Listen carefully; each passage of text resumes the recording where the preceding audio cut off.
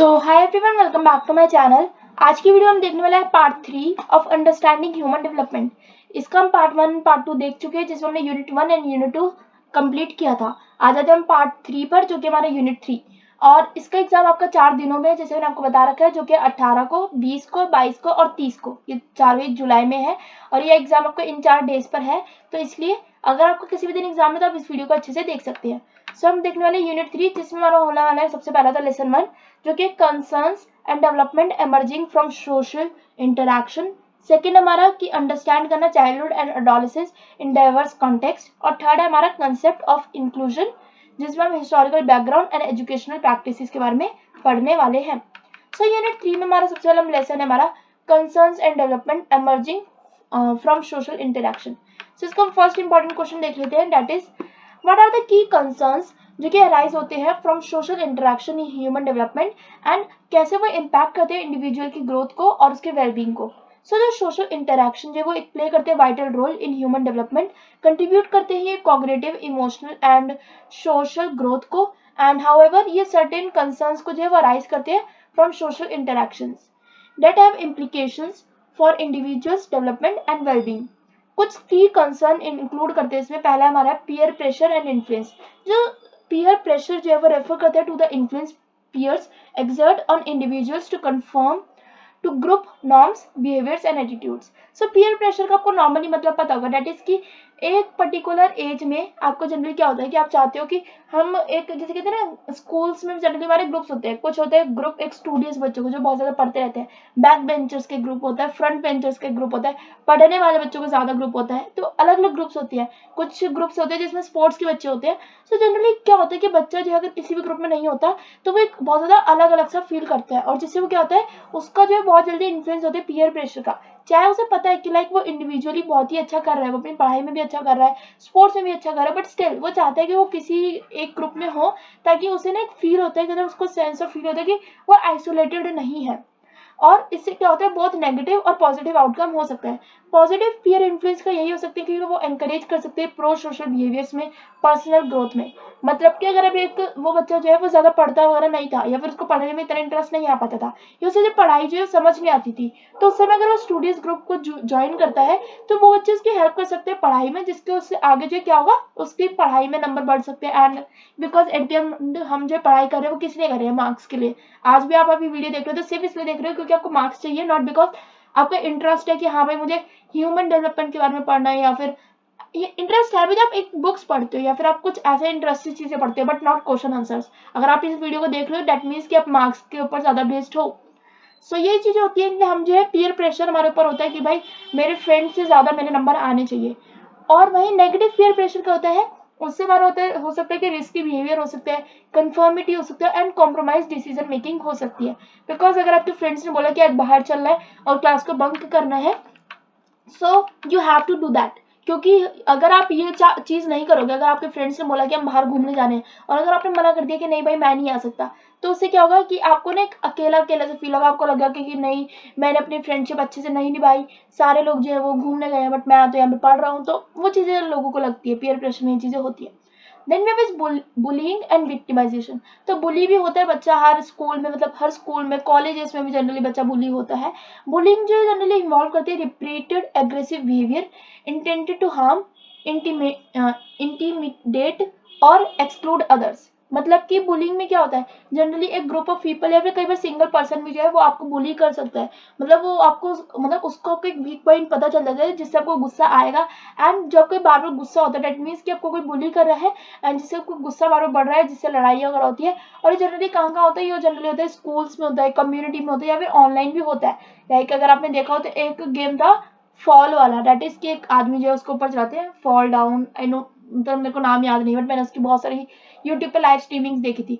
Date was like कि अगर आपको याद हो तो उसमें बहुत सारे यूट्यूबर्स ऐसे थे कि उनको इतना ज्यादा गुस्सा आ गया था कि वो चीज नहीं हो पा रही है। मतलब उनको एक टाइप से, that is not an example of bullying, but एक एग्रेसिवनेस का भी दिख गया था हमारे को कि अगर आपसे कोई चीज नहीं हो पा रही है तो उससे आपको एग्रेशन आ जाता है कि मतलब मुझसे ये चीज क्यों नहीं हो पा रही है।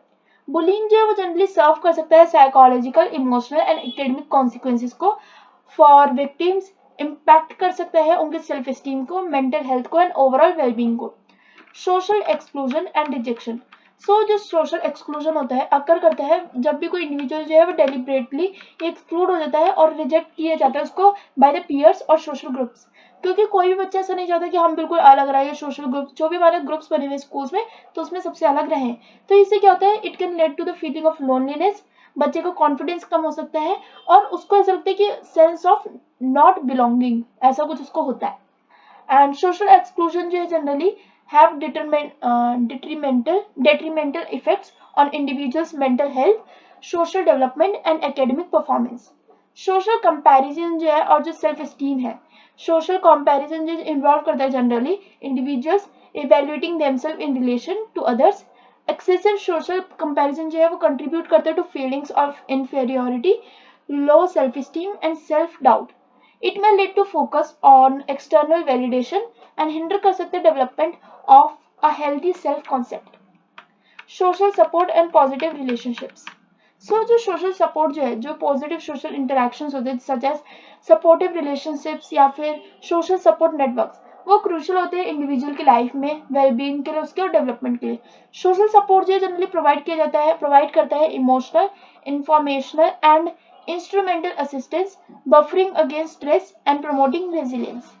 Cultural and diversity considerations. So जो सोशल इंटरेक्शन होता है वो अकर करता है विद इन कल्चरल कॉन्टेक्स्ट जो कि इन्फ्लुएंस करता है इंडिविजुअल्स के beliefs, values and communication styles को। Understanding and respecting cultural diversity is essential to foster inclusive social interactions and support करने के लिए the development of cultural competence and empathy.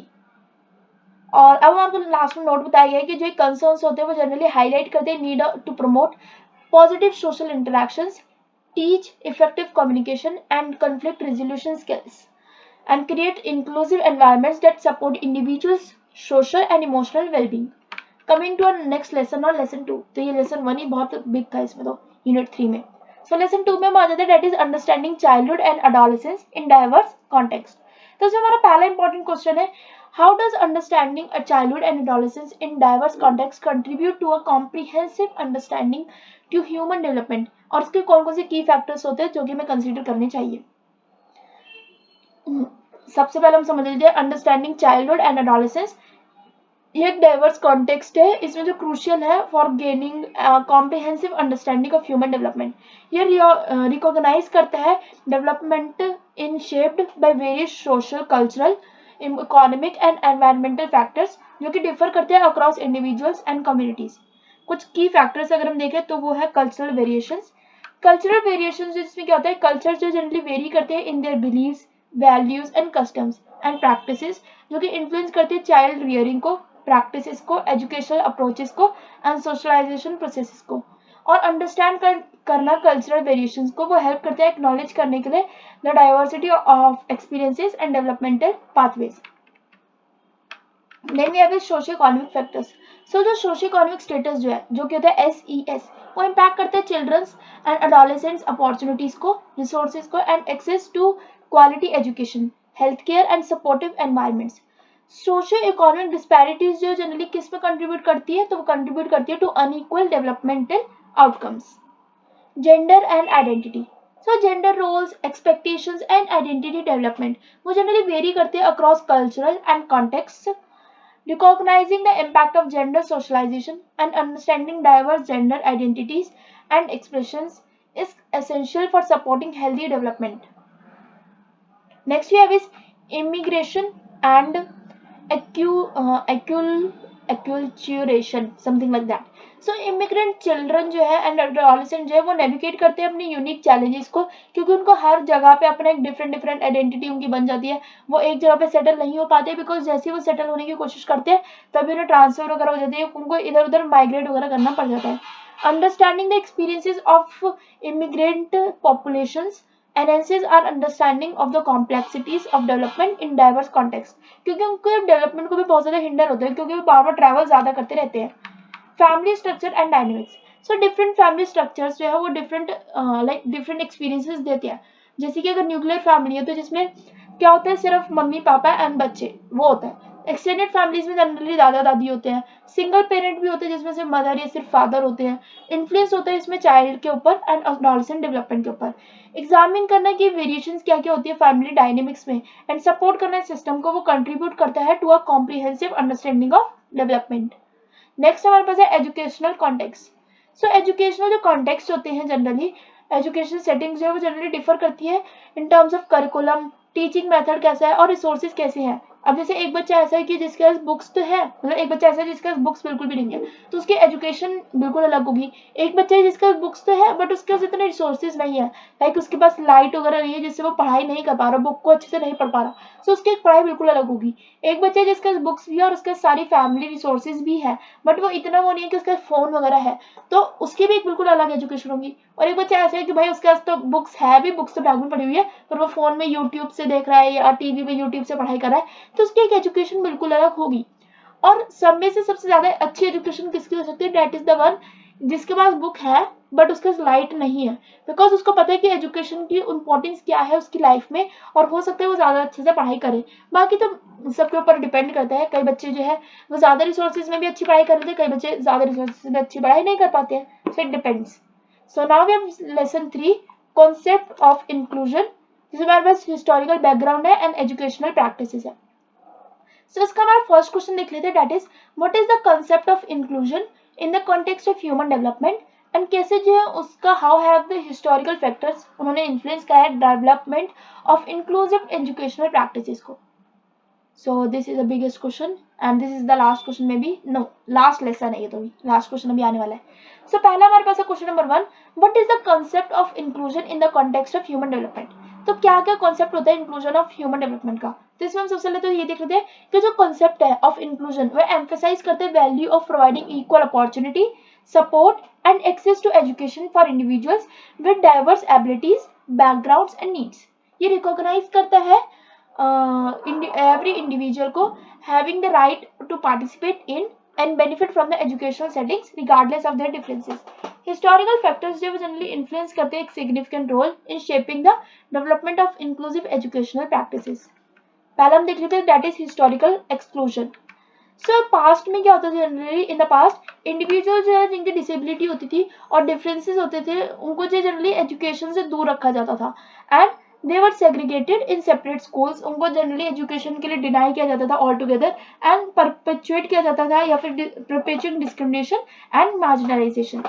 Then we have disability rights movement.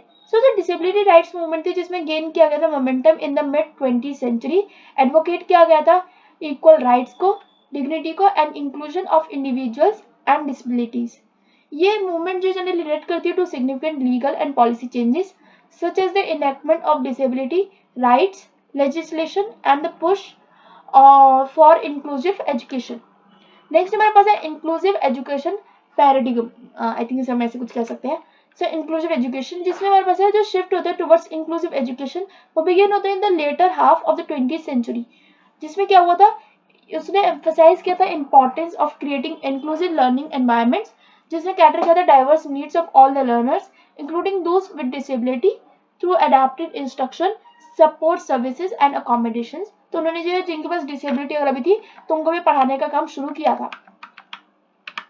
Then we have individualised education, जिसमें जो concept है individualised education का उसने recognise किया था डेट की जो हर लर्नर जो उसकी एक अपनी यूनिक स्ट्रेंथ होती है, नीड्स होती है और लर्निंग स्टाइल होता है, और ये प्रमोट करता है पर्सनलाइज्ड अप्रोचेस को टू एजुकेशन, अलाउ करता है for tailored support and accommodate करता है to maximise each individuals potential. Universal design for learning UDL.